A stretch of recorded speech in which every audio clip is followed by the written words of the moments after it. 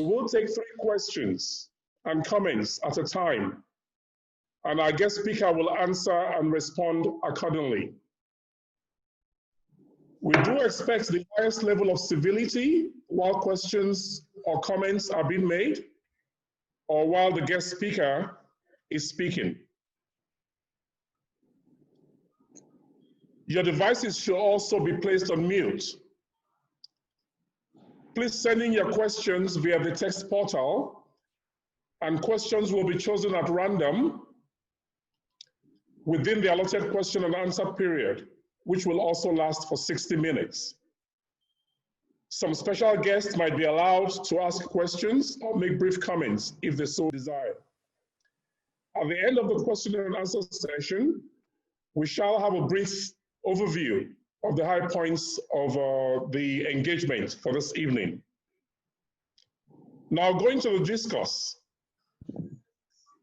Our region, the Niger Delta region, has been faced with infrastructure neglect, environmental pollution, restiveness, political slavery, employment, etc.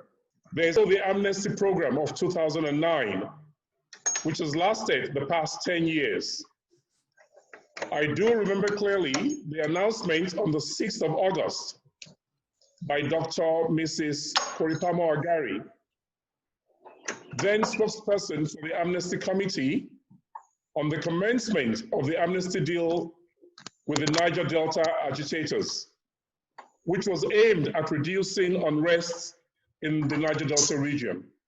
The word amnesty means a pardon by the government for acts against the state. I'll, however, crave your indulgence. I know I'm the moderator, but I have to say this right here, for the record.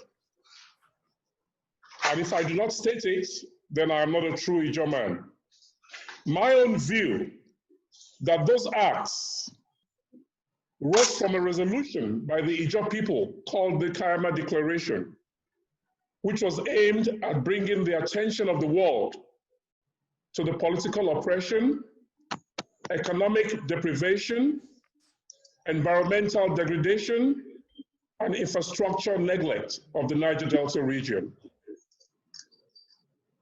How have these interventions by the federal government fared in stemming the negative developments? And what does the future hold for our region?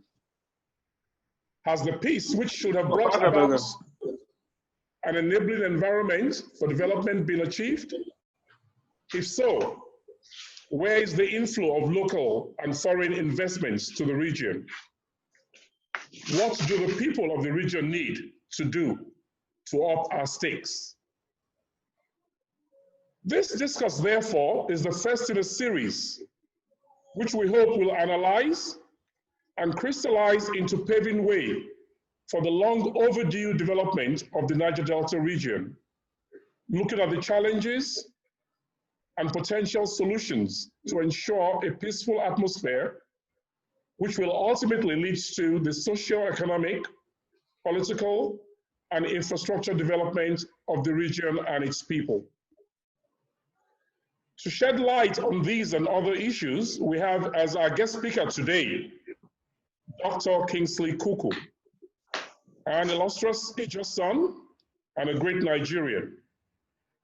He is a political and environmental rights activist with a track record of involvement in the affairs of the region and the Nigerian state. In brief, he was a member of the Ondo State House of Assembly, a member of various government committees set up to solve unrest in our region, and in January 2011, Dr. Kuku was appointed special advisor on the Niger Delta to the then president of the Federal Republic of Nigeria, Dr. Jonathan Goodluck. Dr.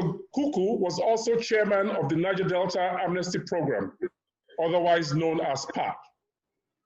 Dr. Kuku, I welcome you to the program. We look forward to listening to your views and analysis of some of these issues mentioned. You now have the floor. Thank you very much. Thank you so much, Mr. Moderator. I want to thank everybody everyone who has made it a duty to be here today. I appreciate your time. I appreciate your involvement in today's discourse. It's very pivotal to me, pivotal to us, and pivotal to our region. I thank the Ijaw Nation Development Group, otherwise known as IPA, Ijaw People's Association, for organizing this Zoom conference. Your place in the history of our people and our land has been established by what you are doing. We've been watching. I want to thank all the administrative members and parliament members like I on the floor of the IPA. I thank you. I'm not going to bore you with the historical facts pre-amnesty, because most of you here do understand, participated, and know enough about the struggles of our forebears, taking it from Ernest Ikoli to Dr. Aro Dakpabrie, to the leaders of the Ijaw National Congress, not forgetting great men like Franco Pigo, moving on to the 90s, when actual resistance that was peaceful commenced. Ijaw people converged in 1991 at Patani, Delta State, and reviewed the state of the Ijaw Nation, from Arugbo and Apoy Ijaw of the Western Fringe in Ondo State, through Barama to Oproza in Delta State, to Nembe Ijaw in Bayelsa State, through Kalabari Okreka of Rivers State, to Ibino Andoni in Akwa Ibom State. And today, we can add to the plight of the Indoki Ijaws of Abia State in Ukwa East local government. The Ijaw Nation is contiguous. We are environmentally contiguous.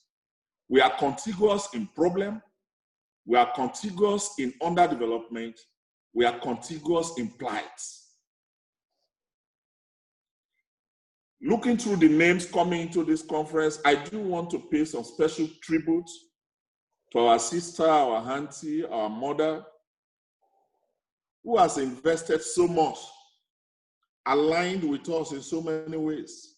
So many of our great friends have lost their lives in the struggle of the Niger Delta people. She is an American. Today we can say she's an Ijaw American. I do want us to put our hands together. Maybe you don't need to clap. We need to observe the fact that our sister Judith Asuni is part of this program. Judith Asuni, you're welcome to this conference. I do want to especially thank our elder sister, our auntie, our mother, the Amazon of our struggle, the mouthpiece, the spokesperson of the Niger Delta struggle, our sister Ankyo Opron Briggs. We thank you for your service. I want to thank you for coming in again to this program. We want to see you talk on other topics, and I will definitely be part of your discourse. I thank Richard Akinaka. I saw him sign in. I hope Dr. Korepamo Agari is here because we are talking about Amnesty program. She was a pace setter. She was one of the persons that made it possible for us today to be talking about Amnesty. There are a lot of people I do need to thank, but time is precious to us. And I may need to just proceed with my discourse. Those I would have announced, those I had even exchanged banters with before official commencement of the program, and those I should have announced in recognition, I apologize to you. We won't really have the time. But we recognize all of you.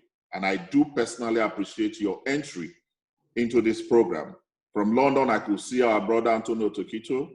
I could see my ancestral cousin, Aria Ekpotwa from Patani. I appreciate Dr. Ayakime Whiskey and our moderator. And my women are here. By my women, I'm talking about those who really invested their time, their lives into empowering the female participants in the PAP. From Bina Yodowe, Ebike Dominic Bafade, our soldier who is a provost today, and my internet wife, Hilda by Dokuboa Kuku, is also here. It's actually an internet joke. Nobody should think she's my wife. I want to thank really the ex-agitators who made it possible for us to today be talking about the Niger Delta struggle again. Time was. It was difficult to even remember that the Niger Delta had a struggle. But the 1990s introduced a different dimension entirely. We will never forget the struggle of the Ogoni people and Mosop under Ken Saro-Wiwa. We can't forget it. We know when the Ogoni 9 were arrested, I am sure May 1994. And Ken Saro-Wiwa and his compatriots were hanged. They were hanged wrongly in November 1995. Maybe the military regime of the time thought that was going to intimidate the Niger Delta. And we were going to, as a region, submit to whatever the military wanted to do in the Niger Delta.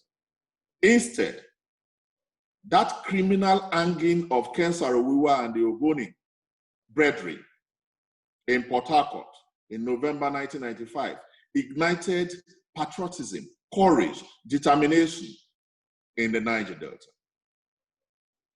We cannot forget our brother, barrister, Dr. Oronto Nate Douglas, and the sacrifices he made to ensuring that we are talking about the Niger Delta today. Oronto, alongside his team, the ERA team, the Environmental Rights Action team, the Friends of the Earth team, the D-Line office, which was acting like a secretariat of our struggle, they did amazing to put us on the map of the world in terms of our agitation, in terms of our genuine complaints, and in terms of attention that we got. Oronto got to the extent of presenting our complaints, our issues to the then President of the United States, President Bill Clinton. Amazing man. We cannot forget the mass movement that was coordinated by that elderly young man, Elder Timi Kaiser William Ogoriba, who among others, like late Patrick Worry and our songster artist, Owe, they put together a movement, a mass movement called Movement for the Survival of the Ijaw Ethnic Nationality in the Niger Delta. That movement was a mass movement. They mobilized from all nooks and crannies of Ijaw Nation and the Niger Delta about the plight of our people, and they also did amazing. In summary, this movement, with Chikoko movement, with our brethren in Warri, under the platform of the Federated Niger Delta Ijaw Communities, then called Indg, the Mimbutus can never be forgotten with the amazing things they did, with what they did to put the Ijaw Nation in the map of courage in Warri and environ, even when those particular conflicts were mostly inter-ethnic. They were also effects of the endemic crisis in the Niger Delta. There was no reason for Ishekri and Ijaw to fight. There was no reason for Ishekri and Urhobo to fight. There was no reason for Ijaw and Ikwere to fight. Those were the positions leaders like Oronto Douglas stood for. And they went so much ahead to ensure that those crises were minimized. We succeeded in doing that to a great extent because the Niger Delta, for which our greatest general died for, General Isaac Jasper Adakaboro, he had been the inspiration, unending inspiration. He was the inspiration to the INC. He was the inspiration to IYC. He is still inspiration to everybody. Body, not body in persons, body of organizations. What he fought for was Niger Delta. He didn't fight for Ijaw Nation. He didn't die for Ijaw Nation. He knew that the Niger Delta people, by underdevelopment, by plight, were contiguous in all forms. And any other thing we do to undermine that vision and mission of our general, Isaac Jasper Adakaboro, is going to be a failure. It's actually going to be seen as being unfaithful to the ideals Isaac Adakaboro stood for. We honor him today, like ever. We'll honor him forever. I do need to quickly come into the events that catapulted us into the proclamation of amnesty. As much as mothers and great people like Judith Asuni, with ERA, with Friends of the Earth, with all these movements emerged to put the Niger Delta question on hot pan, as that was going on, the military wasn't sleeping. They were responding in very violent ways. And I've said this severally, even as a government official. The Niger Delta crisis and the way to address it became violent because the military then, not this current government, the military from 1990-91 down to 1998 responded to our peaceful protest, to our peaceful demonstrations in the most violent of ways. The international community saw it, from the Indg on KINGSLEY in November 1995 to the killings of several Ijaw people in Yenegua, in Kayama, in Odi, in Patani, in Bomadi, in Pakiama, in Adagbabiri, in so many of our communities, going to Delta, going to the Warri axis, too many times, we were targeted and mauled. This is one of the reasons why the Niger Delta youths, the Ijaw Nation, the Ijaw people, the Ijaw youths decided to defend themselves. We must not lose sight of this fact. When Tiko Goriba led people on the streets of Yenegua, there was no catapult, there was no knife. But when the military came at those who were merely demonstrating, peacefully singing their songs, no gun, no cutlass, nothing, they shot at them. People died on the streets of Yenegua. So many people died in Kayama. So many died in Patani. They broke into homes in Kayama and Odi and killed people. We can't forget the destruction and the killings that happened at Odi. We can't forget. We can't forget all this. This is what we have faced. This is what, as a people, we have faced. Despite that, we did not lose faith with our non-violence approach. I can't forget the contribution of Dr. Felix Okubo Tuodolo. Dr. Tuodolo did a lot. He put himself as a great example, an academic, and he put himself as a public servant. He was ready to serve. During Operation Climate Change, he personally, even when he was leader of the movement, he had to board boats without any arms. Nothing was carried in those boats. They just sang songs and went to Obama, just to tell them to shut down until the Ijaw question is addressed. The Niger Delta agitations and the points that we've been talking about are addressed. That was the point. But we lost. Even on that movement alone, 4 of our boys were killed. I was at Bomadi. I waited till they returned. 4 persons died. Afro and 3 other boys were killed. We have paid a very heavy price in the Niger Delta for no just cause, just demanding for some form of participation in the management and control of our own God-given resources. That is all we have suffered. From Dakpabri to Isaac Boro to the dynamic INC leadership of Ashif J.B. Fumudo, with his team, beautiful team of late Chris Gomorai, Dr. Fibere Sima, Denny Fibere Sima, down to Professor KINGSLEY Kuku. Till today, we have paid very heavy fatal price for our own resources, God-given resources.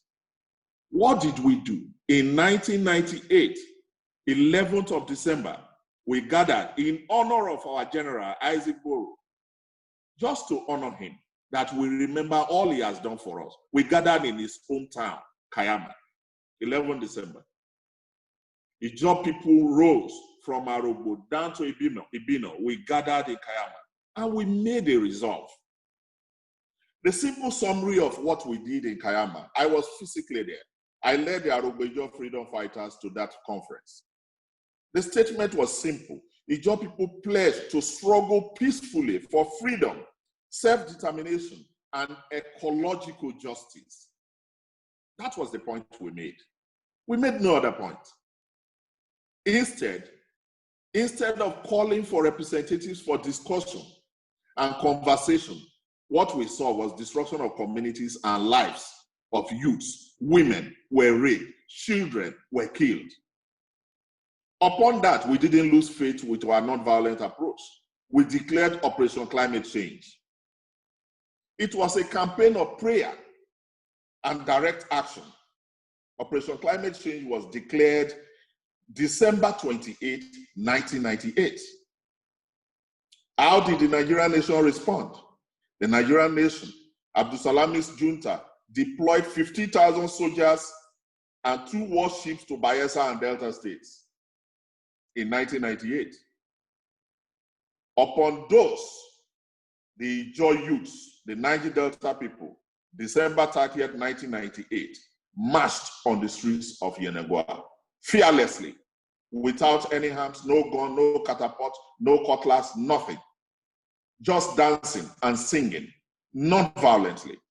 We lost lives in Yenagoa, Kayama, Odi, Sagbama, Patani, Bomadi. We lost lives. This is the plight we have been undergoing as a people. This is all we've been facing. We can remember what happened in Odi and how they came in and destroyed an entire modern Ijaw city. The lives that were lost, properties destroyed, and there was no cause for it. There was no reason for it. There is no way the military junta can justify that. The government of Obasanjo could have justified that. Not right at all. Can we remember January 4, 1999? Can anybody remember how Opia and Ekia in Egbema Ijaw Kingdom were destroyed by the military, killing over 20 persons? Killing over 20 persons, just because we declared Operation Climate Change. Odi was destroyed November 20, 1999. We shouldn't forget. These are critical times. Our history will be a judge upon our struggle, so we shouldn't forget at all. Having seen all this and the way they responded, the peaceful mission of the Ijaw Youth Council, some of our people had a rethink. That is why I agree with former president of IYC, Mia Abie Kromema, when he defines the Ijaw youth struggle. He said environmental and human rights activists were there. There were also resistance activists. God produced an Alhaji Asare Dokubo in 2004, and he established the Niger Delta People's Volunteer Force, trying to create an organization in the like of General Isaac Boro's mission. He puts that together. And he declared, Asare declared major oil war in Nigeria. No matter how you want to define it, that was a mileage for the Niger Delta. It was a great mileage for the Niger Delta. The Obasanjo government, which was almost pseudo-democratic, democratic and military in nature, at the end of the day, it discussed with Governor Peter Odili. Alhaji Asare was encouraged to go for discussion, and he was arrested at the end of the day. A struggle commenced. A struggle commenced for the release of Asare Dokubo in the Niger Delta. Many a time, government makes the mistake of arresting, killing, and destroying lives, not knowing that using force to ensure peace is the most difficult and expensive thing you can ever do. There is nothing as beautiful as peace and dialogue. So the Asare era went. In same vein, after Asare declared the mother of all wars, and at the end of the day, he was subsequently arrested and detained in Abuja. We could remember the struggles of the Platform London, Friends of the Earth, ERA, Amnesty International, crusades, talking about environmental justice in our region. Beyond the Asare movement of 2004, in 2006, as Asare was arrested, I have said this on television in most media outings in those days as IYC spokesperson. One reason why, and I did state this from the beginning, don't forget to connect it. One reason why the Niger Delta crisis became a bit violent was the violent response, the violent attitude of the Nigerian government. It creates that reaction. It increases the level of violence in the Niger Delta. Genuine governments, people-related governments don't behave in that manner because we were one country. We have been one country. We can't forget this. In 2006, a very different dimension commenced. Nobody knew that one day we were going to be facing that kind of situation. The movement for the emancipation of the Niger Delta was formed. It's usually called MEND. They came with a different approach. This group became different in 4 ways. And I want people to note them. They are historically distinct. The first is the fact that they applied swamp-based maneuvers. Swamp-based maneuvers were applied by MEND. They came up with radically improved firepower in the defense of their rights and people. I can't imagine where they got these strategies from. Anywhere, I can't imagine. Number 3, they came up with very effective use of system disruption. They were disruptors. Number 4, they had very excellent, impactful communication tools. We can remember the popular Jomo Gboma of MEND. When Jomo Gboma spoke, people were worried in those days. And they had bravely determined freedom fighters, as we call them today, freedomers. MEND was totally different in strategy and determination compared to Asare Dokubo-led Niger Delta People's Volunteer Force. MEND carried out very serious attacks on the fabric of the oil and gas industry in Nigeria, which of course was the mainstay of the Nigerian government. It contributed 75%, just in Ijaw Nation, 75% of our revenue as a country was coming from that territory. MEND was active in the entirety of the Niger Delta. Of all that MEND did, disrupting, from 2006 to 2009, before Amnesty was proclaimed, 3 major activities of MEND changed the tide. I hope people can remember the dates and these events. The first very vital, was on June 20, 2008. Maid stated that their naval forces, I was laughing. I was even scared. How did Maid put together what they now call naval forces? That naval forces have attacked SPDC-operated Bonga oil platform in Bayelsa State. I knew enough about Bonga oil platform. The attack on Bonga oil field in Bayelsa State by Maid forces crippled immediately Nigeria's oil production capacity by 10%. 10%, just one platform. So Maid, clearly in my view, I don't know them, but from my knowledge of what they've been doing as presidential advisor, when I was appointed from 2011 and I started studying their strategies and antics of the past, they must be people who have perfect knowledge of our environment. So in June 20th, 2008, attack by men on Bonga oil field was strategic. It was highly impactful. It shook the world. I thought it would have ended from there. The government wasn't yielding. February 17, 2009, Maid was said to show strength again by attacking the presidential palace of the country called Equatorial Guinea, and around the Gulf of Guinea, was attacked by forces that the government was alleging had to be Maid. Maid denied. So February 17, 2009, Equatorial Guinea blamed Maid for the attack on the presidential palace at Malabo. Maid denied. I don't know if Maid did it or not. Attacking the presidential palace of a neighboring country, one could imagine how effectively dangerous this organization was growing. So it gave some of us who were in government serious concern. As we were dabbling with that, the greatest upset came in July 11, exactly 11th of July 2009.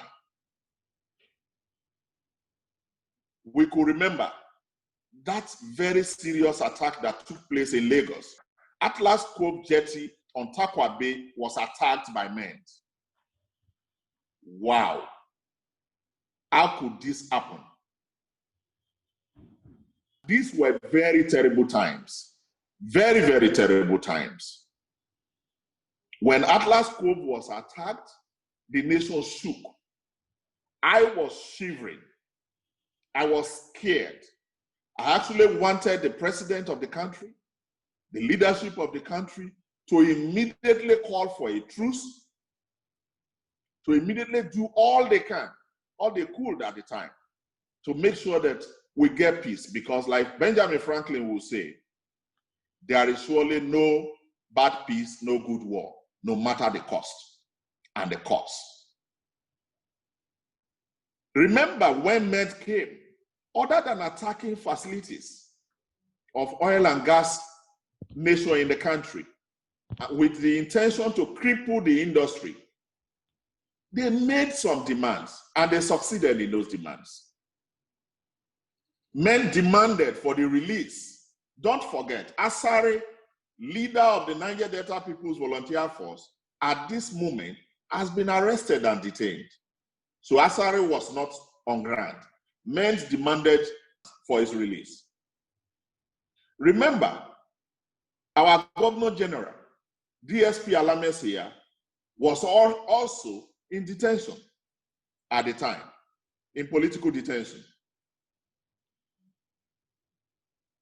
I want to tell you that the release of Asare and the release of Alamesia by President Yar'Adua in 2007 was in response. It was a positive response to the demands of MED. So MED secured the release of Alhaji, Asare, Dokubo, Melford, Goodhead, and of course, the Governor General of the Ijaw Nation. Chief, Governor, Diepre, Solomon, Peter, Alamese, may his soul rest in peace. They were released by President Yar'Adua in 2007. Med secured a fundamental political point for the Niger Delta and its activities. We were baffling who these members could be. Who could be these great people doing this for the Niger Delta? Was on the lips of every Niger Delta. Those of us in government, I was a legislator at the time of MEND. I was a member of the Ondo House of Assembly. I was worried about my aged mother, worried about my community, Arubo, worried about the Ijaw communities and the Niger Delta communities, worried about everybody and the entire region. Nigeria had a president in 2007. We can remember him today.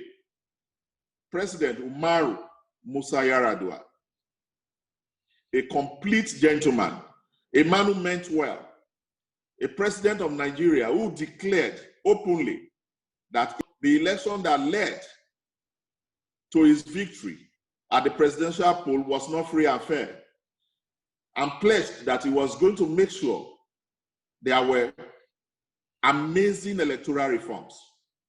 And he did. Unfortunately, this great president, we lost him. President Yar'Adua, you remember, established the Niger Delta Ministry to particularly address infrastructural development problems in the Niger Delta. From day one, after choosing our brother, the former deputy governor, former acting governor, former governor, Dr. Goodluck Ebele Jonathan, my life boss, as his vice presidential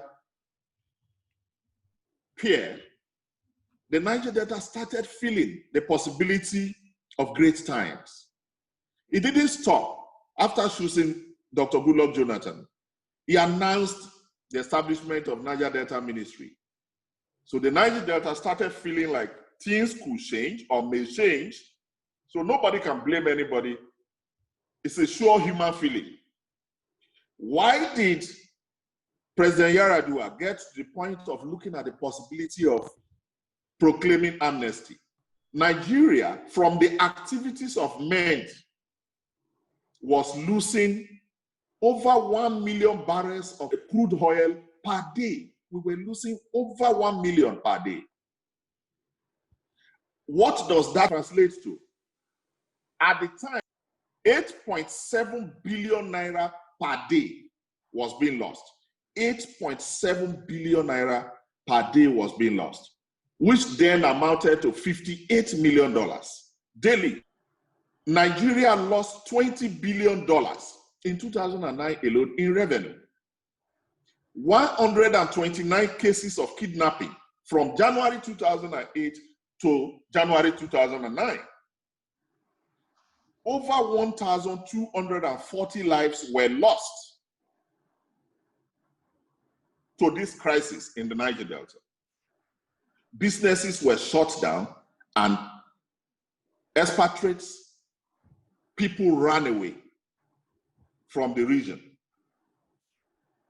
From these realities, the federal government sat, and we were lucky to have a president who could see reason with the council from the various committees. I do want you to know that at this time, our own Dr. Bolade Igali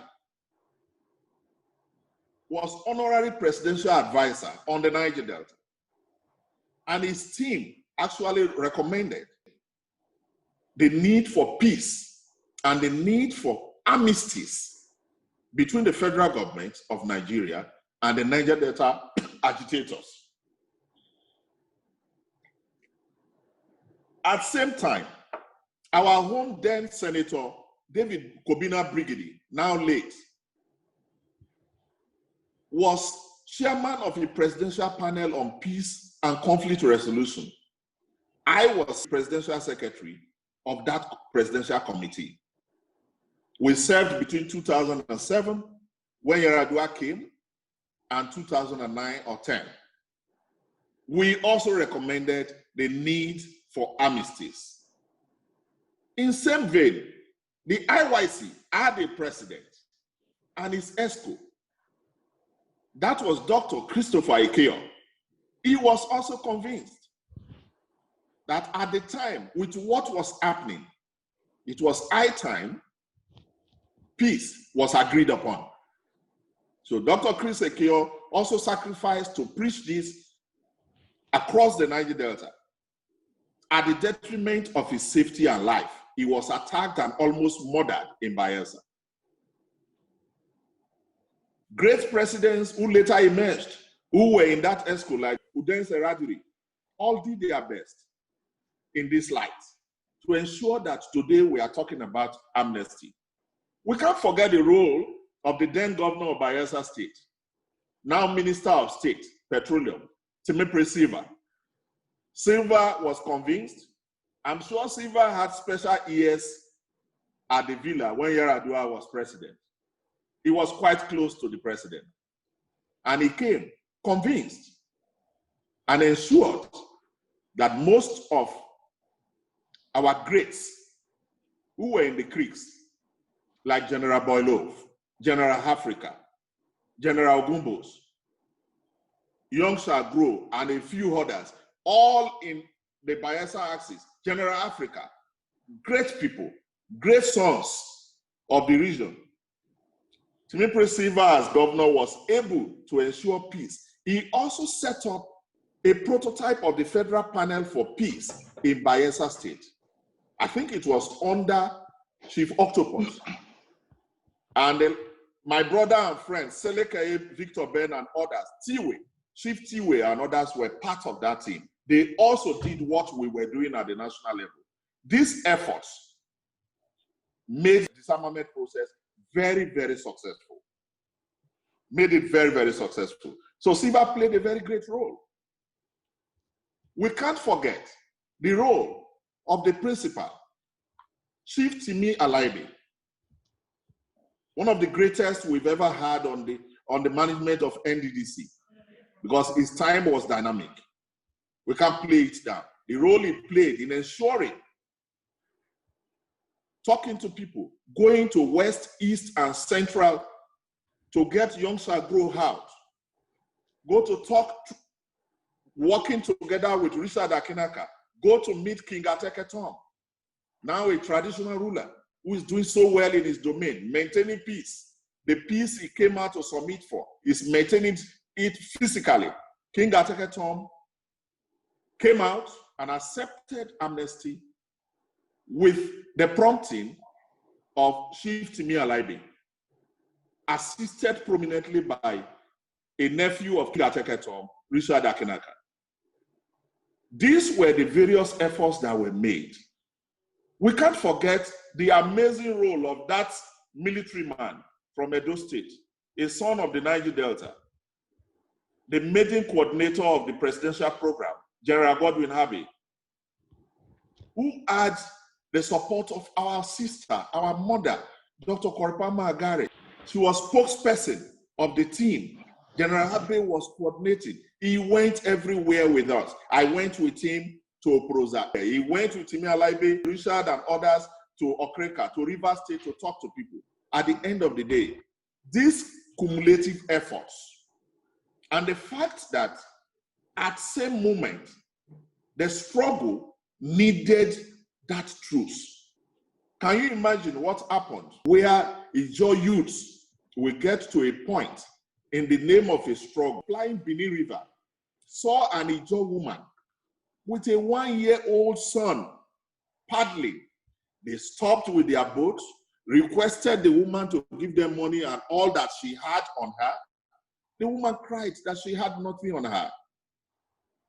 They told her that they were going to kill her. She said she had nothing. She opened her wrapper and everything, justifying the fact that she had nothing on her. They took the 1-year-old son the woman had given birth to and threw this baby in the river. They killed a 1-year-old son in the name of what? In the name of what we call Niger Delta struggle? It's a question mark. When the woman cried, they told her, you have to smile. They forced the woman to smile, to laugh. I knew from that moment those were doomed. They did that to a fellow Ijaw woman. Was that a struggle? Terrible new dimensions were emerging. There was the need for true actors, the genuine actors, to come together and ensure that peace was achieved. That's one among several illicit activities that were going on, messing up the coloration of the true struggle of the Niger Delta people that was peaceful and not violent. There was a need for a relapse. There was a need to talk to everybody. So we all went everywhere. We talked to Chief Tompolo, Government Ekpompolo. We spoke to him. We begged him. We pleaded with him. Your struggle is genuine. We spoke to King Ateketor. We spoke to General Boylov. We spoke to Africa. We spoke to all of them that we knew were on a genuine path. That look, if you don't allow peace and your struggle is being messed up totally by the illegal activities of these elements, this happens everywhere.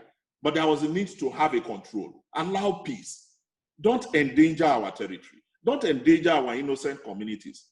We had helpless women, mothers, and children everywhere. We didn't need it. And they listened at the end of the day. And the president of the Federal Republic, President Umaru Musa Yar'Adua, proclaimed amnesty in the words of the federal government on the 25th of June, 2009. He said it was a proclamation for amnesty and pardon. The Niger Delta representatives found it very difficult to accept it because, like Asari would say, there was nothing morally wrong, not unjustifiable about the struggle of the Niger Delta.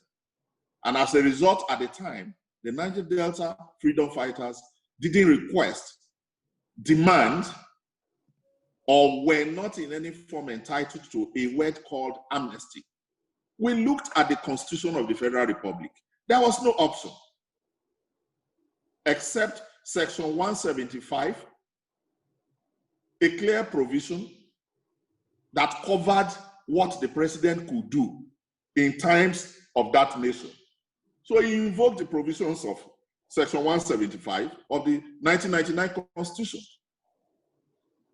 From October 2009 to May 2011, we were able to register 30,000 people, enrolled 30,000 people. These arms and ammunition were submitted, eventually destroyed. So amnesty was proclaimed and accepted. It was a difficult one. So many people found it very, very difficult. 30,000 people, first 20,192, another 6,166, then another 3,642, making 30,000 ex-agitators accepting the offer for amnesty. May I state this clearly? This offer and its acceptance, 99.7% of those who accepted this offer are Ijaw people. They are of the Ijaw ethnic nationality.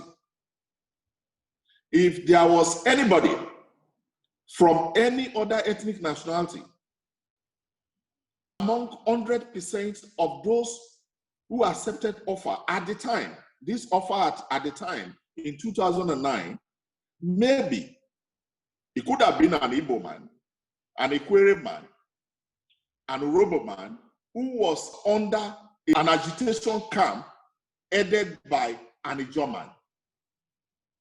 So by camps classification, by those who accepted the offer for amnesty, 99.7% were Ijaw people. Some people felt they were criminals. Some people felt they would never accept that kind of thing. They stayed away. Some actually felt government was going to take their arms and arrest them, prosecute them, and kill them or jail them. So too many people ran away. They didn't accept.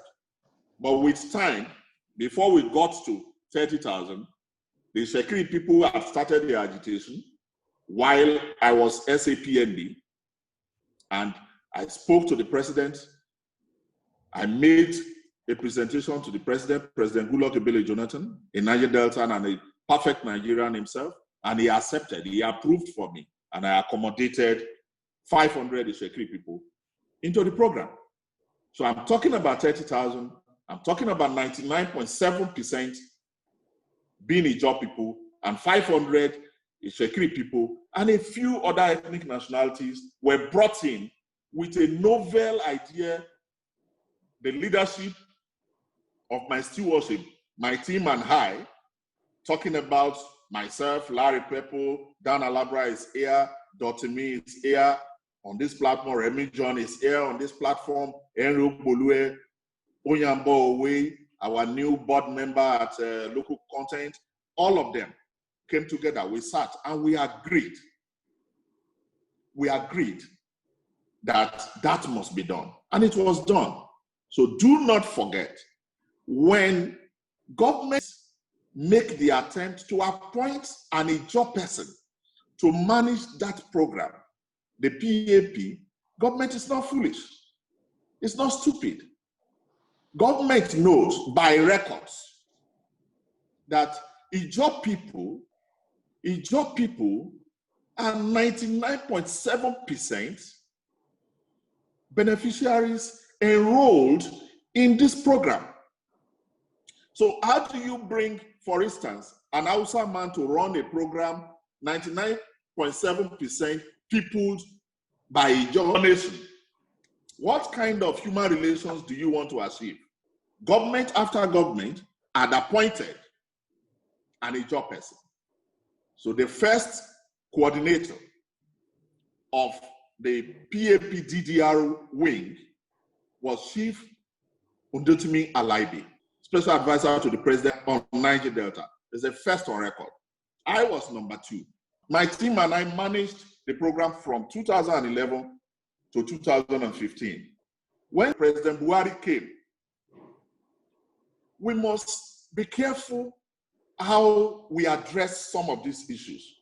President Buhari had the clear opportunity, if he wanted to terminate the amnesty program, not minding maybe the impact, the effects of the termination.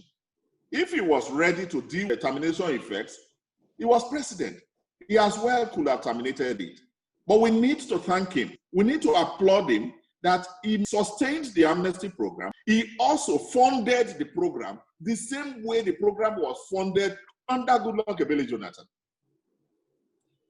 President Buhari appointed my older brother, General Paul Tarela Boro. General Boro left office. President Buhari still did not terminate the program. He appointed again our older brother, Professor Dokubo, was appointed again to manage the program. What does this tell you?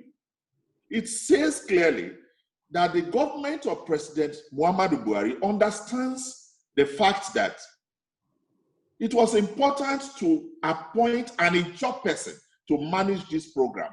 Because first, what that person will manage is human relations. First is an Ijaw man. So you have a direct access, possibly, if you can manage that well, to 99.7% of the beneficiaries you are meant to manage. So appointing one of them, either as a main actor, either as one who understands the actions of our youth and our people in our environment, appointing an Ijaw man is a plus to the program. I am not saying other Niger Delta people are not entitled to that office. It's simply the discretion of the President of the Federal Republic. But those who can advise the President anytime, if I am called upon to give an advice any day, I will tell any Nigerian president to appoint an Ijaw man from Bayelsa, Rivers, Delta, Akwa Ibom, Edo, Ondo or Abia State, but an Ijaw man to manage the presidential amnesty program. Because you have first of all solved human relations problem. You have solved post-presence problem. Oh, the man appointed is an Ijaw man. You already have 99.7% of people, beneficiaries, who are ready to listen to a brother or a sister. It doesn't have to be a man, it can also be a woman. Of course, we all know in this place that Dr. Koripamo Agare practically almost managed the program before she left. So we have women who can handle it. We have great women on IPA who can also manage this program. So women can, men can, but it's wiser to appoint an Ijaw man. It's not mandatory, it's not legal, but it's wiser. It gives you less problem. It did not reduce the funding to the amnesty program. That is also commendable. So it's left for us now, as Niger Delta people, to manage the presidential amnesty program well. This is where we are on this topic. The reason for the presidential amnesty program was to ensure that there was enduring peace in the Niger Delta. It is also important to know that ensuring peace and stabilizing security situations in the Niger Delta was in the interest of the federal government of Nigeria and the communities and people of the Niger Delta. If there is peace, the oil multinationals can now work, and the federal government will always meet up with their oil and gas quota to OPEC and financial obligations in the entire country. It is actually important that if there is peace in the Niger Delta, and by extension, the Gulf of Guinea, world oil economy is going to be stabilized. So peace was vital to the Niger Delta, to the federal government. That is why today I would say that the agreement that we entered in 2009 between the Ijaw people, in which I played a very vital role too, and the federal government of Nigeria, at the time led by President Umaru Musa Yar'Adua, should not be regarded, and the Ijaw people are no longer regarding it as amnesty. It was amnesties. Did the Niger Delta people, based on this agreement, play their part? Yes. The Niger Delta people have played their parts. We have kept our word. We've kept to our own part of the agreement, of the amnesties. We have. There has been peace from 2009 to now. There hasn't been any form of coordinated attacks on oil and gas critical infrastructure in the Niger Delta to date. There hasn't been unnecessary incidents of kidnapping and piracy in the Niger Delta to date. So, if we have kept our own part of the bargain, as the federal government also kept their own part of the bargain, the federal government, including the one I served, did not keep 70% of our own part of the bargain. We did not. I'm going to apologize to the Niger Delta people. When the initial meeting was convened in Abuja by President Yar'Adua, the meeting was held at the villa on the 3rd of February, 2010. The committee that was set up by Mr. President was headed, it was chaired by then Vice President Dr. Goodluck Ebele Jonathan, GCON. He was chairman. Mahmoud Yayali Ahmed, CFRO, was secretary to government. He was a member of the committee. Chief Michael Andoka was Attorney General of the Federation, member of the committee. Godwin Abe, Osage Abe, was Minister of Defense, member of the committee. John Oga Ode was Minister of Environment. Dr. Mansour Mukhtar was Minister of Finance. Dr. Shetima Mustafa was Minister of Interior, member. Dr. Samsudin Usman, OFR, Minister and Deputy Chairman, National Planning Commission, was a member.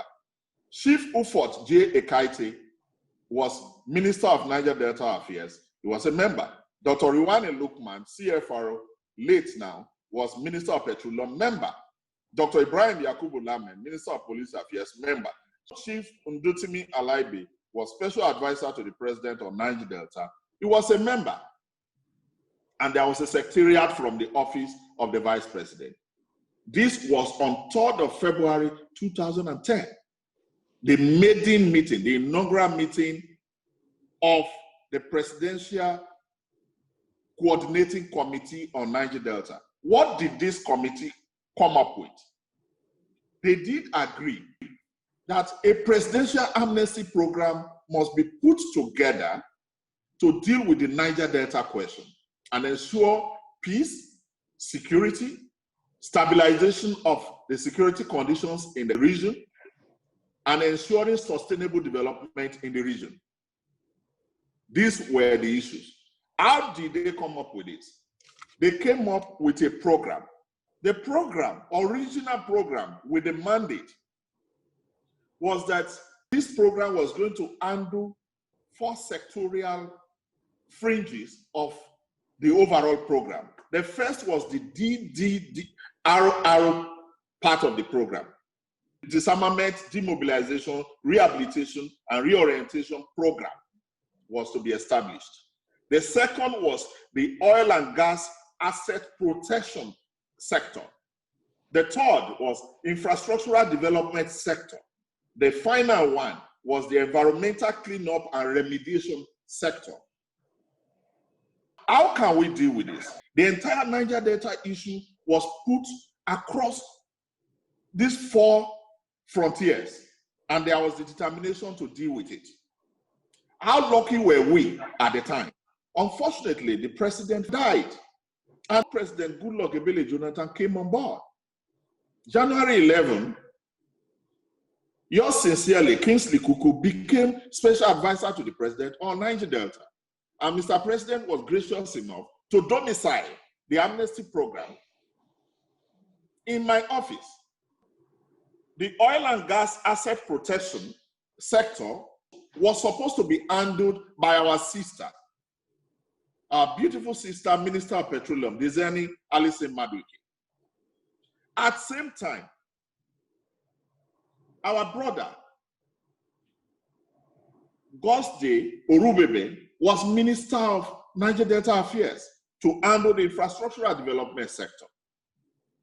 We had environmental cleanup and remediation to be handled by Mr. Engineer Hode. Now, we agreed to put this together as a coordinated program. Immediately, President Goodluck Jonathan became president. I am going to apologize to you. Unfortunately, the DDRO sector, which was the security sector, disarmed the freedom fighters, demobilize them, rehabilitate them, reintegrate them. That is just a sector of the presidential amnesty program. Entire 3 sectors were abandoned. The sector that was seen as amnesty program was the DDRO sector of the overall presidential program. The Ministry of Petroleum didn't go ahead with their sector. The Ministry of Niger Delta didn't go ahead with their sector. The Ministry of Environment didn't go ahead with their environmental sector. May we not forget, the federal government at the time, in this committee, in this meeting, I have the original minutes. They did make certain points clear. They said there must be soil protection, land reclamation, and canalization projects in the Niger Delta. In that meeting, under President Goodluck Ebele Jonathan, it was agreed and decided that the ex-agitation leaders must be immediately empowered by being awarded soil protection, land reclamation, and canalization projects in the Niger Delta. It didn't happen.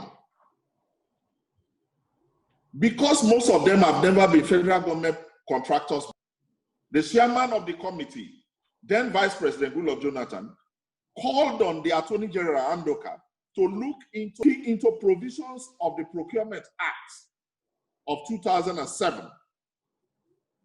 and ensure that our people who were never used to federal government tendering process were given special tendering provisions. And they did agree for selective tendering and direct procurement by waiving provisions of the Procurement Act 2007.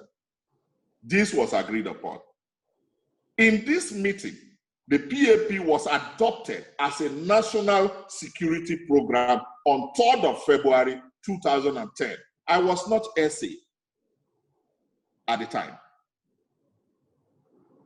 But I do want to say that the program called PAP, the one they call Amnesty Office now, is the office of DDR. It's not Presidential Amnesty Program. If we want to call it Presidential Amnesty Program, like I was agitating then, even under my own government, I do want to say that it is one leg of the four-legged Presidential Amnesty Program. What were the fundamental things the government agreed to do?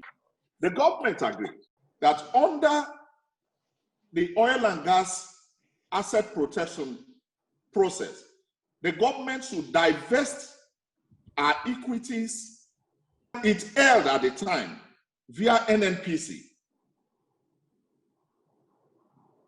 in respective joint ventures in order to retain 41% equity position in the JVS. Government was determined, it was agreed that government should release 14% in SPDC joint venture and 19% in other joint ventures, respectively. That equities given up by government were to be assigned as 10% to the host communities, 10% to the host communities. And watering this fundamental agreement we had as part of provisions of the General Amnesty Agreement between the people of the Niger Delta and the federal government, 10% to host communities, 9% to generality of Nigerians who are willing to invest in the JVs. So it shouldn't mean that only Niger Delta people are going to get to participate. No single individual, as agreed then, was meant to acquire more than 0.1% of the shares of each IJVs on the stock market. And the government agreed to provide guarantees to back the oil communities to fund their assigned 10% equity. These were the agreements.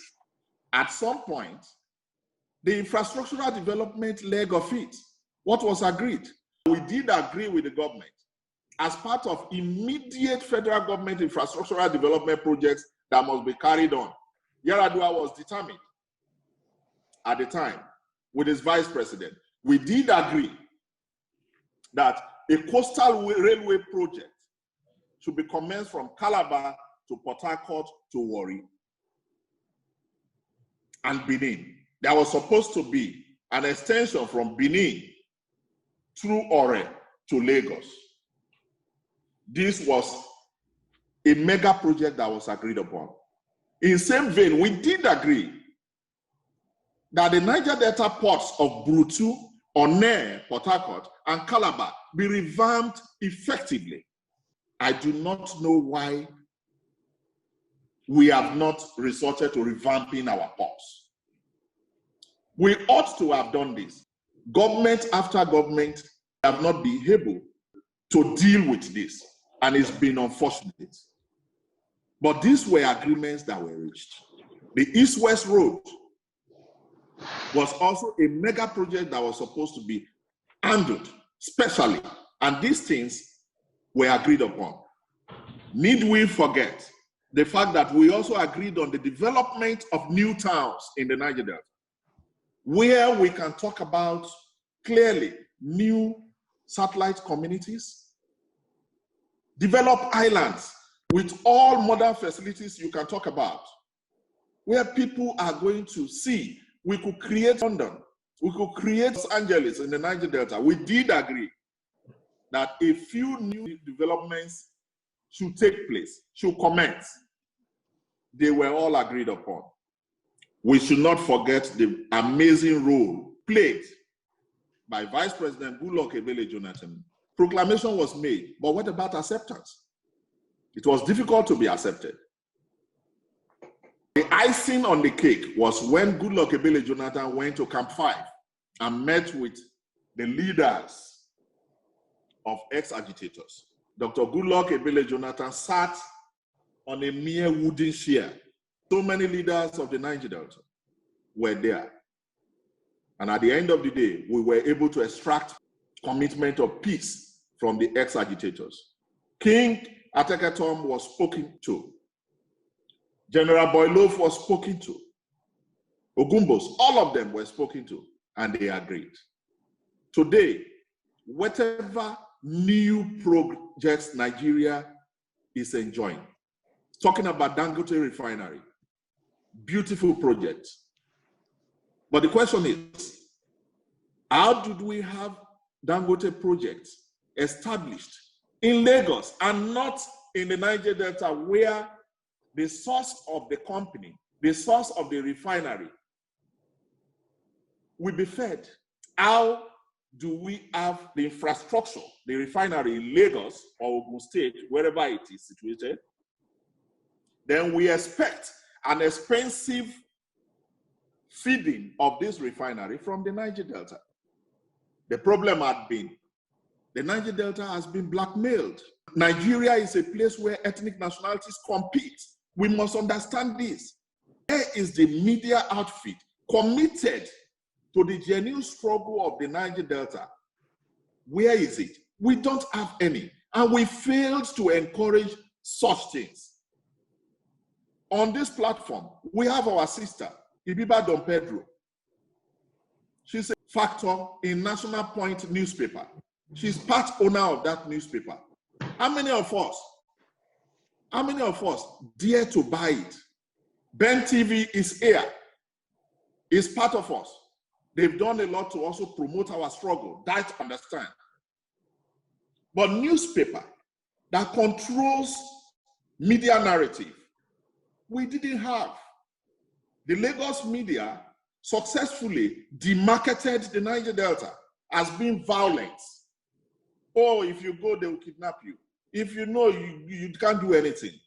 The multinational companies moved to Lagos in the pretense that the Niger Delta was not safe. The environment was not safe to have your operational headquarters. But that same environment is good enough for you to fly in with helicopter to extract the oil and gas and feed Dangote Refinery. I am not in any way saying that we must be opposed to Dangote Refinery. No, far from that. I am saying it's a beautiful investment, but there is an investment that was due the Niger Delta environment. It should have been in the Niger Delta environment. It should have been in the Niger Delta environment. If Dangote Refinery was in the Niger Delta, established in Port Harcourt, Warri, Uyo, Calabar, Benin, you and I would know that it will generate a lot of investment, employment, and empowerment opportunities for Niger Delta people and other Nigerians. Taking it to Lagos has denied a lot of Niger Delta people that immediate empowerment and ownership. But you are going to feed that refinery from the resources of the Niger Delta. I therefore want to quickly say, and the Nigerian government is listening, and partners of Dangote, and Aliko must also listen to this. It is vital. I thank him for coming up with that beautiful project. It's going to deal with a lot of local consumption issues in Nigeria when it comes upstream, when it becomes very productive. Remember that the Niger Delta resources are going to feed this refinery. What do you need to do? It is not enough to just have a project like the Dangote Refinery in a place. There are a lot of services that will lead to effectiveness of the refinery. Please, The federal government must do all they can to make sure, alongside other stakeholders, that Niger Delta communities and people, Niger Delta sons and daughters who can invest in the services, establishing depots, storage facilities from Akwa Ibom to Ondo State. Niger Delta communities must be the depots for that and other projects that are being established. So it is already established in Lagos. I hope when they are making employments, they will also remember that the source of that refinery is from Niger Delta and employ requisite number of Niger Delta sons and daughters as workers in the refinery. They must also encourage, partner with Niger Delta communities and sons and daughters to ensure that we are considered in the establishment of depots and storage facilities and other ancillary services towards feeding and effectively running that refinery. This will apply to other projects that we can talk about. How do we get this? We, the Niger Delta people, cannot keep blaming other people too. We must take responsibility. Peace is vital to participating in development agenda. Peace is vital. If you ensure peace, you can get partnerships from all over the world to establish services that will make you participate in this agitation we are re-engineering. What we are re-engineering is non-violence. What we are re-engineering is not a fight. What we are re-engineering is the fact that we must have the capacity, the requisite conditions, and partnership to participate in the activities arising from our God-given resources. To do this, the first condition precedent for us is ensuring and consolidating peace. Having done this, you can now see people who are going to partner with you. We may not have the funds to establish depots, storage facilities, and other things we need to do in the oil and gas sector. But if we have peace, if we have competence, if we have the enabling alignment, the kind of partnerships that are needed, we will participate very well in the activities in our region. It is also essential to say this, that as they demarket us, the essence of ensuring what I'm talking about, peace and consolidating it, is to market the Niger Delta. When a lie is told repeatedly, it's very difficult to cancel it. This lie has been told repeatedly about the Niger Delta not being peaceful. Between you and I, brethren, is Niger Delta more violent than Lagos and Ogun State? No. The Niger Delta is no longer as violent and restive as Lagos State. Even when Dangote was establishing that refinery in Lagos, a director was killed in Lagos, but they went ahead. So this is the point. We reject the fact that the Niger Delta is not safe, but we also must consolidate the ensuring peace in the Niger Delta, which has been enabled by the presidential amnesty proclamation that was made and accepted by our gallant freedom fighters. So they have done something great for the region. They have done something great for Nigeria as a country. Today we are talking about Train 7. It's a beautiful investment. It has been signed. That has been signed. DEWU and their partnership have been able to successfully sign that. If that has been done, what does it indicate? I do know of a fact that we have Train 1 to Train 6. It's part of the gas development process. This we have been able to, through the instrumentality of the Amnesty program, to also achieve. The AKK project that is going on between Ajaokuta, Kaduna, and Kano, all those are enabled by the fact that there is an amnesty proclamation that was accepted by 99.7% of Ijaw people among the agitators in the Niger Delta. And even when the full deal has not been fulfilled by the federal government of Nigeria, the Niger Delta agitators have never reneged on their promise. It has been peaceful. So in summary, may I say this? One, amnesty was offered. The Niger Delta agitators accepted. They were commended by leaders and elders of the Niger Delta. So the Niger Delta did accept the offer for amnesties. The government of Nigeria had not fulfilled all the conditions they were supposed to fulfill. The infrastructural development sector has been abandoned. The environmental sector has been abandoned. The oil and gas assets protection sector has been abandoned. There has been over-concentration on the DDRR sector, which is either to wrongly called Presidential Amnesty Program today. I fought this throughout the time I was there. I was SAPND. I take full responsibility for that failure. I did want to also conclude that having fulfilled our own part, Nigeria is actually better. We are no longer dealing with a blame game. We need to move forward. And how do we? Mr. President Muhammadu Buhari must know that whatever projects is carrying out in Nigeria, this program had ensured it. Nobody should undermine it. Anybody who tells him to terminate the amnesty program is merely creating problem for him. The amnesty program must be sustained. Substantive appointment must be made into that office. We do not require a caretaker committee. We need an immediate coordinator of that program to sustain and consolidate the program. Look into Ijaw land. Ijaw land is vast. Look into Delta.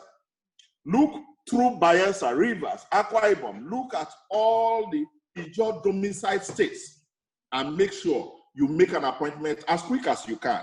That helps your government because they will focus on who would have been appointed. It is better for an Ijaw person because you have 99.7% of Ijaw people in that program. It becomes easier to manage the program, not for any other reason. And do not forget, sir, that all that you are able to do and will be able to do will be dependent on the sustenance of the peace and security situation in the Niger Delta. As a result, create a review of the entire original amnesty program. The DDRO program has been successful. From Chief Timi Alaibe to myself, to General Boro, to Charles Dokubo, we have all put in our best. Look for someone, a patriot from that region, who can run that program to give you the rest of mind, the peace of mind. This is what I counsel.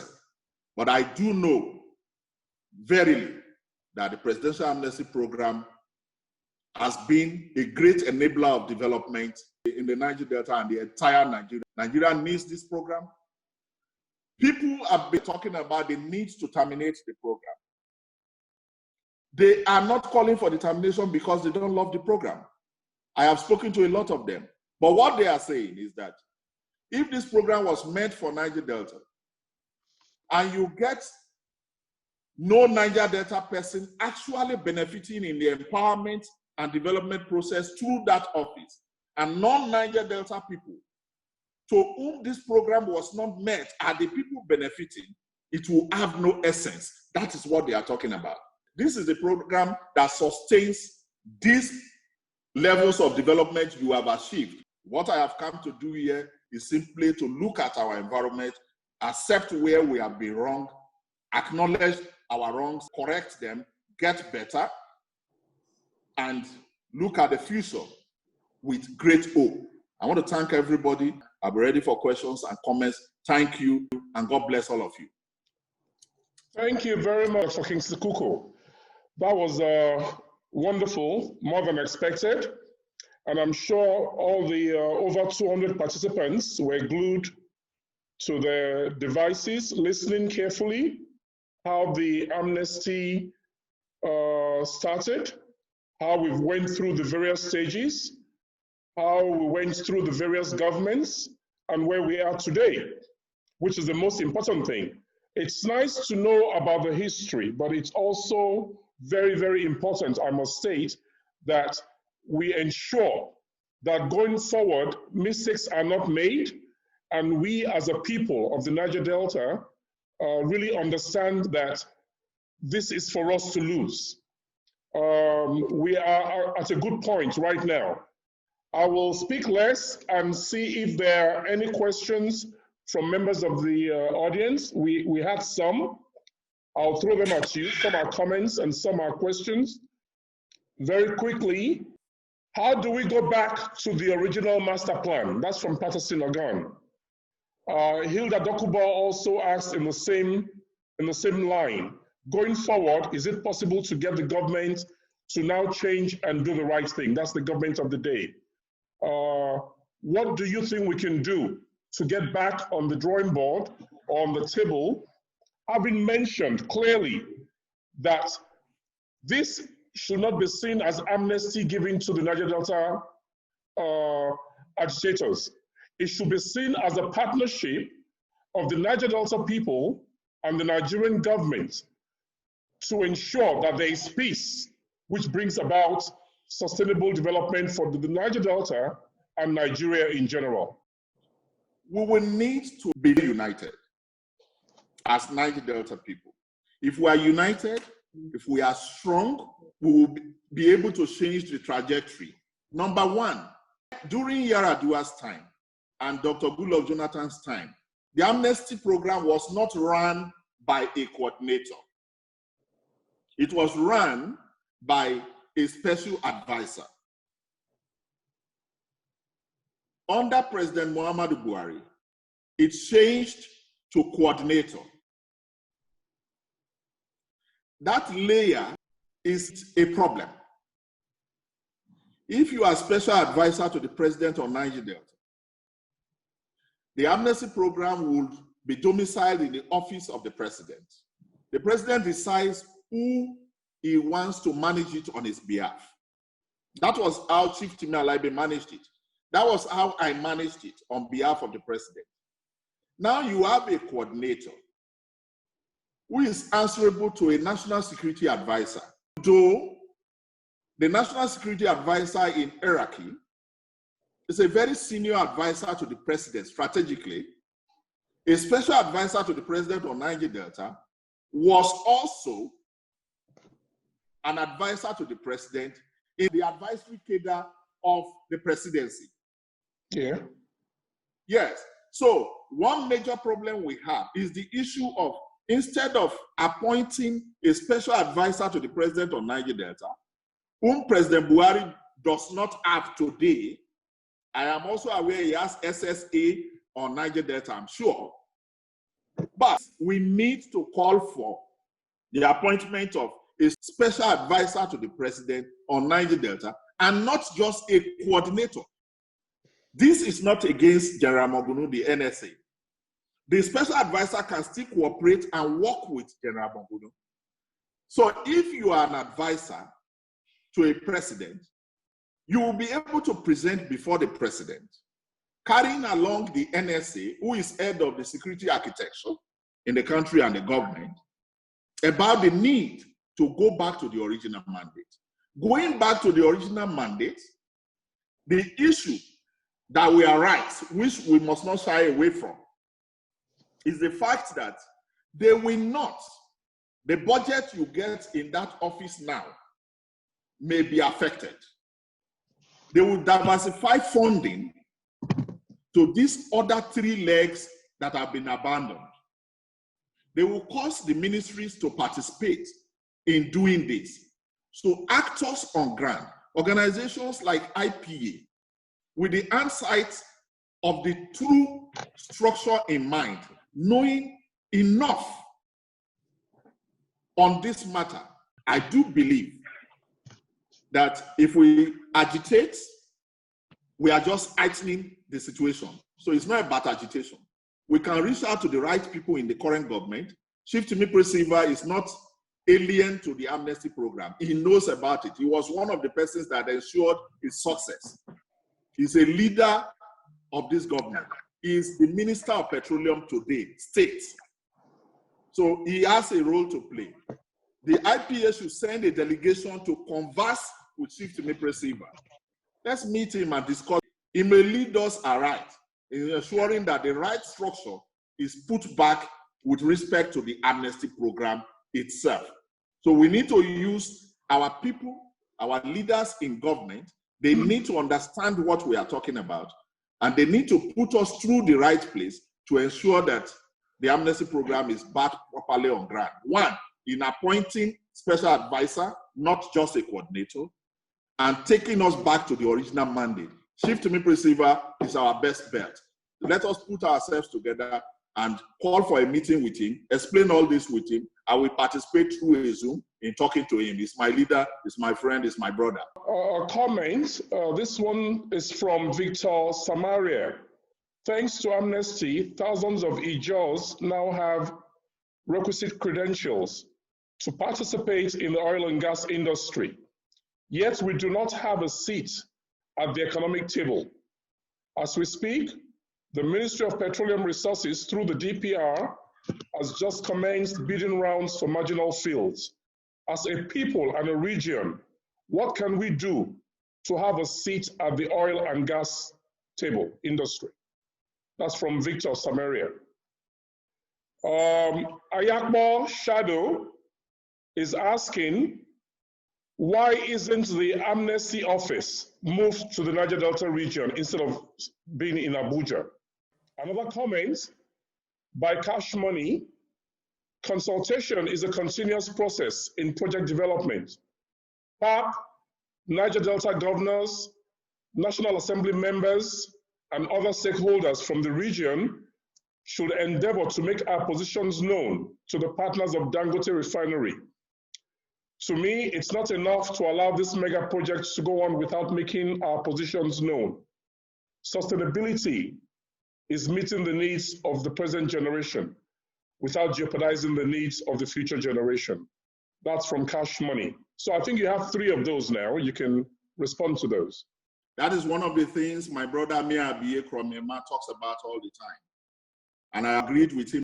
When we talk about the Nigerian government having done a few things we are not comfortable with, that we are agitating about, can we sincerely, as Ijaw people, as Niger Delta people, as Ilaje people, as Edo people, as Ndokwa people, as Ishekiri people, as Urobo people, as Isoko people, as Ibibio people, can we genuinely tell ourselves that the political actors and developers in the governors, assembly members, local government chairmen, and National Assembly members, can we surely say that they are performing to meet the expectations of our people? That is one major problem we have. It's a major problem we have. We have a governor of Bayelsa, we have a governor of Rivers, we have of Akwa Ibom, we have in all these states. That is why our sister Ann Briggs has made a call. And I thought when they initially came up with the Brace Commission thing, they were ready to do something fundamental. Now they have relaxed again.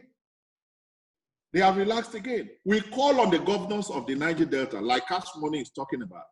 All this agitation we are doing, if governors of the Niger Delta states from Ondo to Akwa Ibom come together and they look at this critically and agree that we must engage with Dangote Refinery and similar investment infrastructure owners and partners in other parts of the country where the source is from our own region.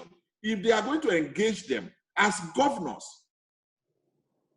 those they are talking to, those they are negotiating with, discussing with, will take it very seriously. It will not demand any restiveness. It will not cause any restiveness. It will be peacefully resolved and results will come.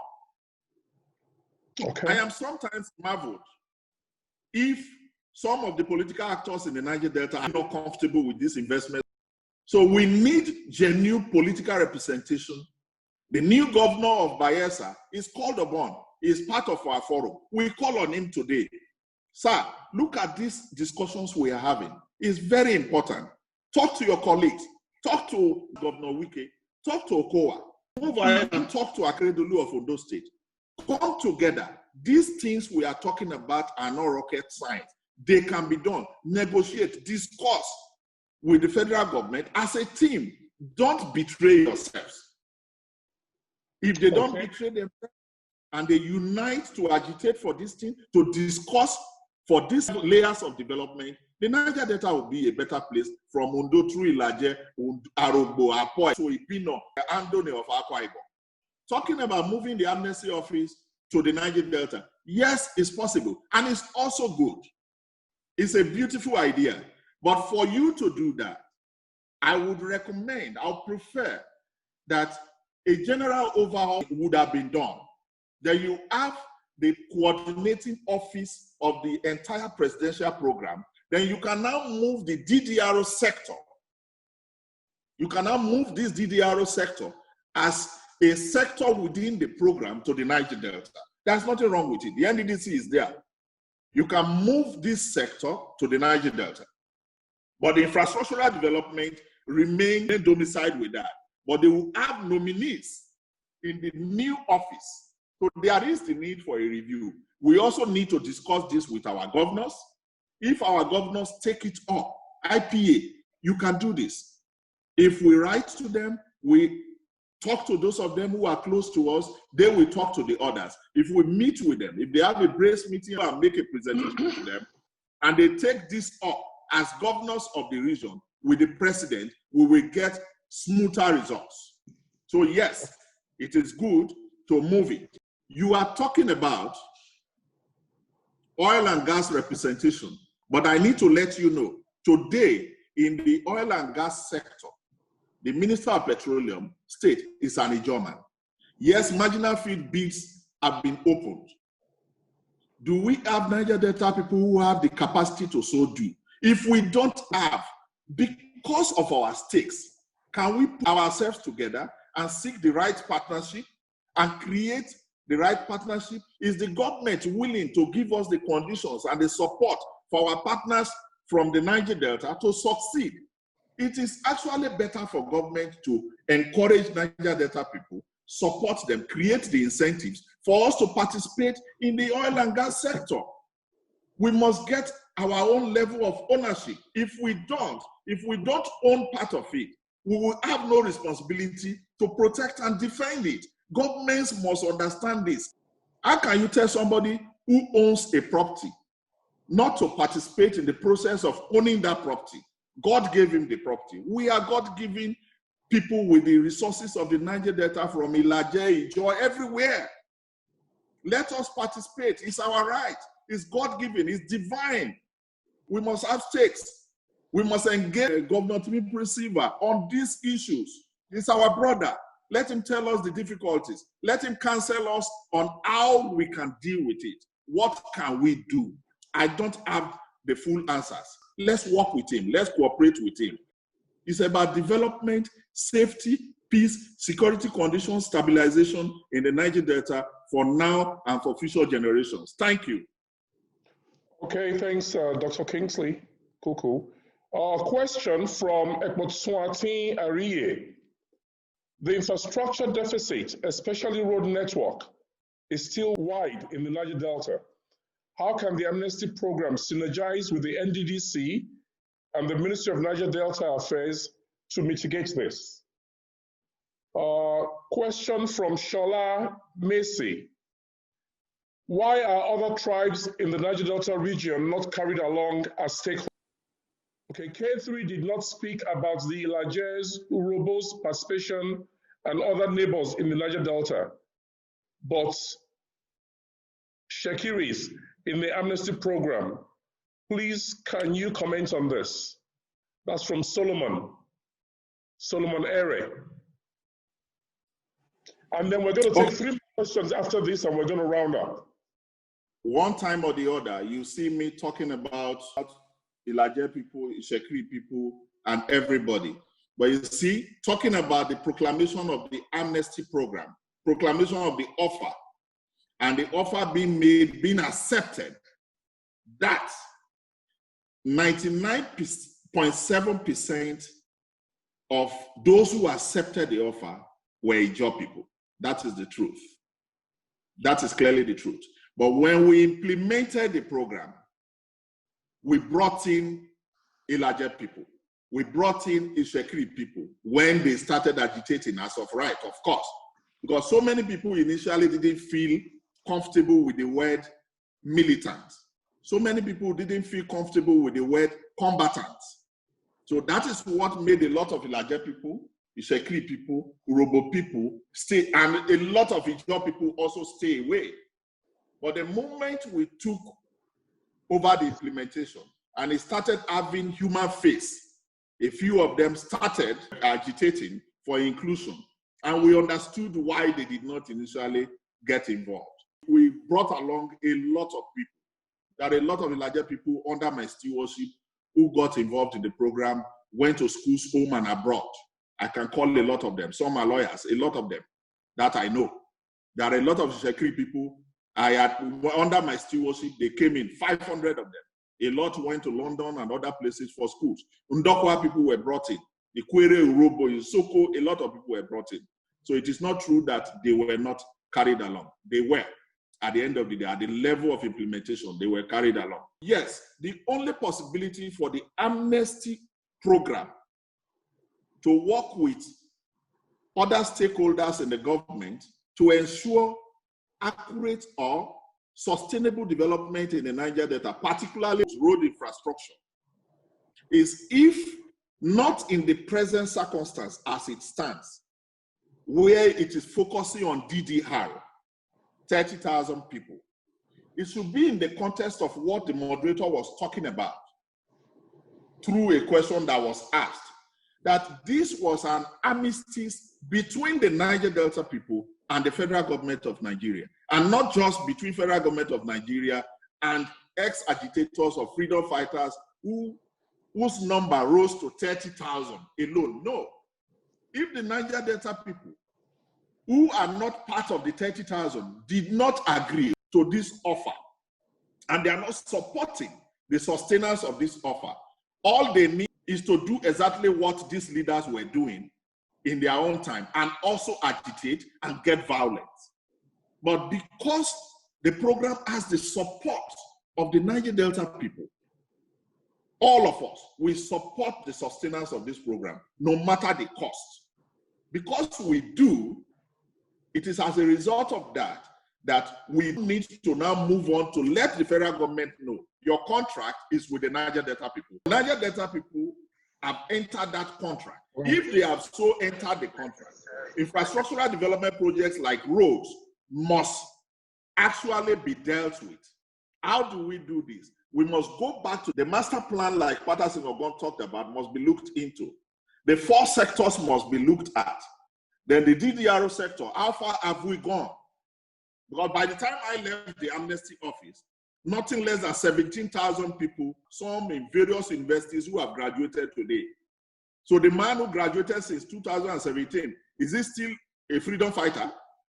What are those people still doing in the program? There must be a process of cleaning up the program.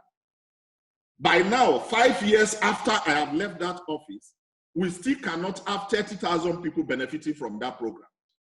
So to deal with that, there is the need to review the program. Never to think of terminating it at all. I am not going to support that because it will cause more problems. The problem you will see with termination will be worse than winding up. So nobody should think about it. Let's get it better. So how do we do it? Go back to the original plan. Let petroleum deal with the asset issues. If they want to use the PIB to address that matter, let them use it to address that matter as justiciable as possible, as fast as we can. Let them do it. The infrastructural development issue about road construction, railway projects, and all that, if it is Ministry of Transport, no problem. Let the affiliate ministries deal with those issues. If it is Niger Delta Ministry, let them give it the requisite funding to deal with that. But this all can be within the overall amnesty program. But the current amnesty office, wrongly called PAP office, cannot handle that. They cannot. It has even been degraded from special advisor to coordinator. It is a mere project office. So we need to take it back. We must reach our right people, the right set of leaders we have. Let's use Timipre Silva, Governor Silva, as our anchor man. Let's get to him. IPA, why have we not visited him? Let's visit him. Let's talk to him. Lay some of these things before him. Let's see what he can do. He will be able to liaise with appropriate authorities within his government and get a few things done for us. This is the way I think we can deal with this. One more thing, on the pipeline protection issue, the program, it was common knowledge that there were some of the ex-agitators who were supposed to be responsible for this under the Ministry of Petroleum. And this will have given us about 3,000 youths in each state having jobs. And if we go to the number of years, maybe about 6 years of this government, and then the 6 years of the Jonathan government, that will have been about 3,000 youths in 6 states of the Niger Delta having jobs under the pipeline protection program. Some of our own agitators who were responsible for this did not carry through. That was a question that I got in. Can you comment on that? I don't know any of the agitators engaged properly by Ministry of Petroleum to carry out pipeline protection that did not succeed in their assignment. I know of a fact that the Ministry of Petroleum, in putting together the pipeline protection jobs, even in our government, to the current one, did not structure it appropriately. I'm a special advisor to the president of Niger Delta. I didn't know when they were talking about contracting people. The contractors would not be able to carry through. They don't know Ezetu in Bayelsa State. They don't know Arobo in Ondo State. In fact, you talk to them about Arobo, they will tell you Arobo is not Niger Delta. They don't know. They have no sense of history of our environment and our people. So I do want to say that the Ministry of Petroleum should review the pipeline protection jobs, contract communities, and our agitators. The former president of IYC, Udense Radure, engineer, had been at the forefront of this. He had always been agitating about the fact that communities must be carried along in those contracts. It must be done in that manner. And Nigeria will better be at peace in the Niger Delta. The worst thing they are thinking again, I hear, is the fact that, oh, we don't even need human beings to protect the pipelines. We will use drones. Yes, you can do that. Drones can give you your report. Drones can tell you that somebody is breaching on your pipeline. You can even use drones to kill people who are breaching on your pipeline. It will not give a safe environment. It will not. It will compound your problem. Those suggesting those things are only making government spend more money. Okay. 2 last questions. The people from the graduate program, Amnesty program, have not been engaged. What will they be doing, or what is the way forward? Caroline Dokubo. And then the last question from Tarila Ebiade. The DDR program is not the Amnesty program, as you said. How do we transit from DDR to sustainable peace in the Niger Delta? You are talking about the fate of graduates. We agreed then. The oil and gas companies were all part of the initial program. They've all went away because now they have peace. They are undermining the possibility of the breach of peace. Again, which we do not pray for. We don't want that. Because it's not only the Nigerian state that suffer, it's not only the oil and gas multinationals that suffer. Our community will suffer. So we have owned peace now. The Niger Delta people are proud to own peace now. We are one of the safest communities. We are one of the safest regions in Nigeria today. There is no region that is as peaceful as the Niger Delta. They should stop blackmailing us. They should stop demarketing us. We are marketing ourselves. The international community must hear. We must support papers like that of Ibiba and other national points. Let's buy it. Let's do advertisement. Let's support it to make sure that we are properly marketed. Our environment is safe. They should engage some of these young men and women who have been trained. How can you train somebody as an oil company and you did not engage the person? So they train them to throw them into unemployment. So that is what they have done. We must review all this. They must be engaged. But on the part of government, private sector can help, oil multinationals can help, the ones they train. We trained people under my leadership. At Melon in France, we trained people in oil and gas. In the UK, in Aberdeen, we trained people. By the time I left office with my team, over 4,000 Niger Delta Genius kids have been deployed and graduated in best of schools abroad. In Nigeria, we had over 6,000 Niger Delta brilliant kids in Dausa University, Benedict University, Leeds City University, Novena University. We have them all over. Most of them have graduated today. So like you are asking, what are they going to do?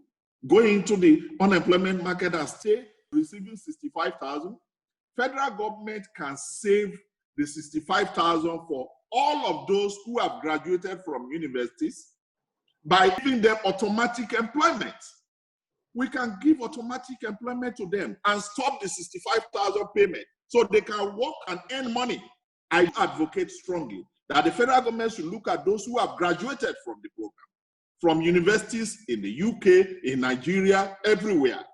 Those who are currently not working, engage them, give them federal government employment into ministries, parastatals and agencies.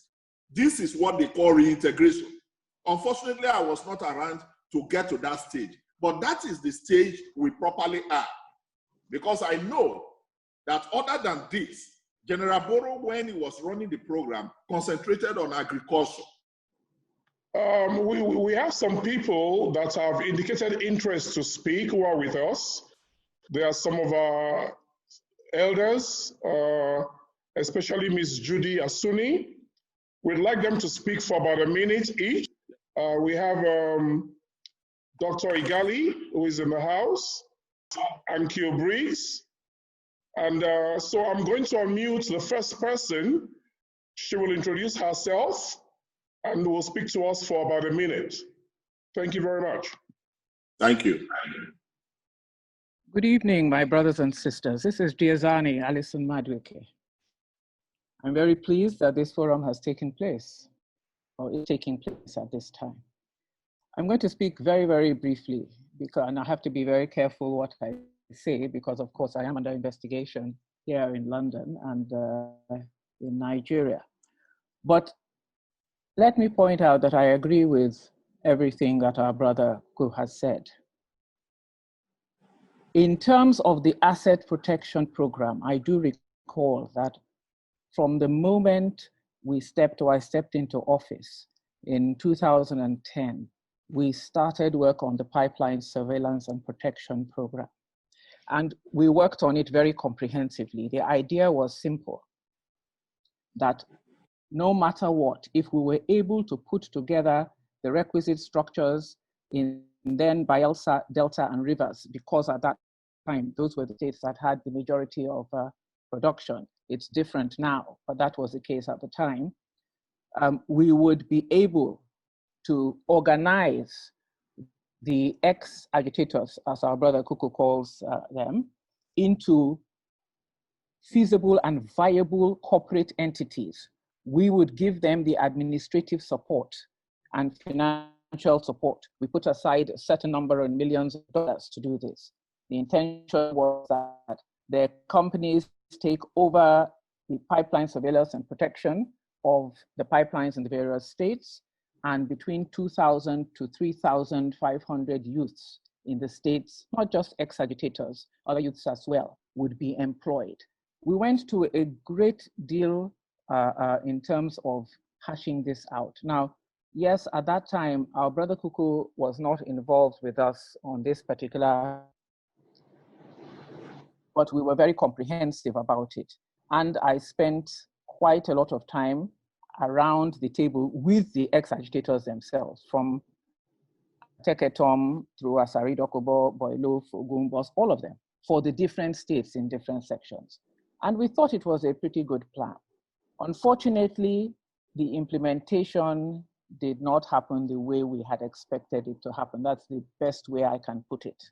And at the end of that contract, I was not willing to start it again because I felt that it had not been implemented properly. Now, I had made it very clear that this was a major opportunity for us in the Niger Delta to start from the ground up and ensure, with the kind of support we were pushing in, that we have a major trickle down empowerment in our economy that would affect all aspects of the economies in our states. Secondly, of course, the Nigerian Content Act and the Nigerian Content Development Management Board, which then I ensured went into the Niger Delta states. And that was simply because at the end of the day, it wasn't about the building being there.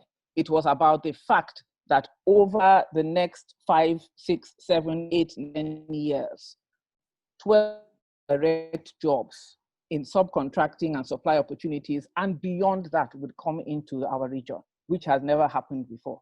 I think there were many things that were done that I am not at liberty to speak about openly at this time because of the investigation.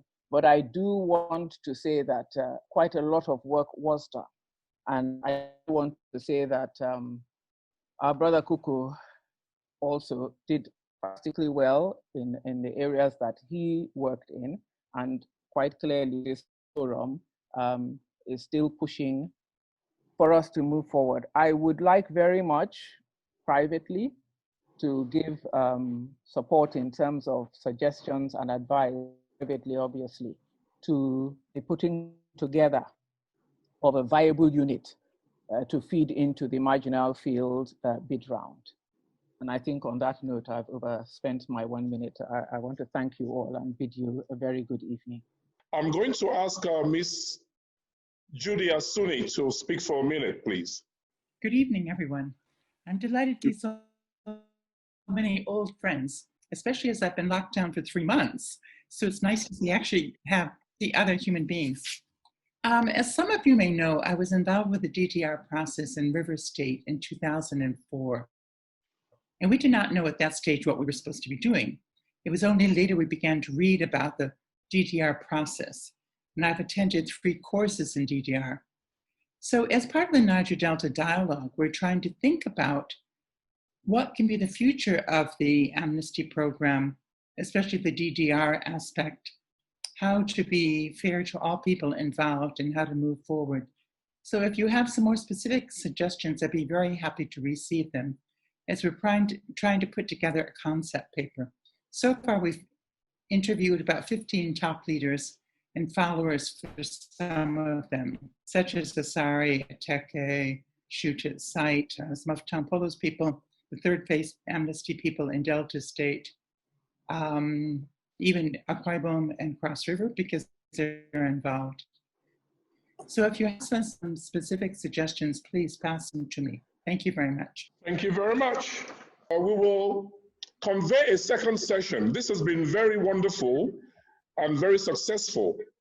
And what I want to propose is that we have a second session to debate what Dr. Kingsley has presented to us today.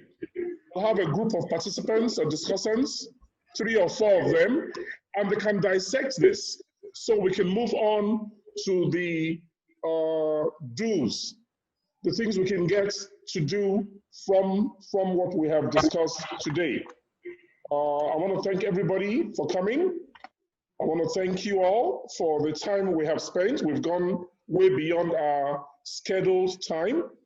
But I want to thank most especially Dr. Kuku for being so articulate and being able to give us as much information as we need to move the Niger Delta people forward. The only reason we have done this is to ensure and to show the whole world that the Niger Delta people want peace in their region. It is only when we have peace in our region that we can have sustainable development. Thank you very much. Thank you all. God bless you.